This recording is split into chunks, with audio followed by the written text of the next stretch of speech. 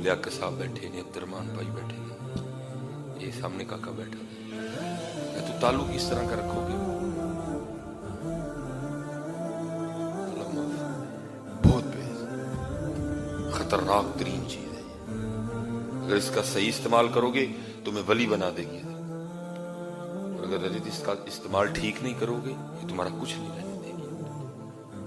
नबी अलैहि सलाम ने फरमाया दो चीजों की जमानत दो, जन्नत की जमानत देता हूं, एक जो दो जबड़ों के दरमियान है, एक जो दो टांगों के दरमियान है, दोनों की जमानत दे दो, इन दोनों का इस्तेमाल गलत नहीं करोगे। नबी अलैहि सलाम फरमाते हैं मैं जन्नत की जमानत देता हूं कि दोनों का इस्तेमाल गलत नहीं करोगे, मैं जन्नत की जमानत देता हूं।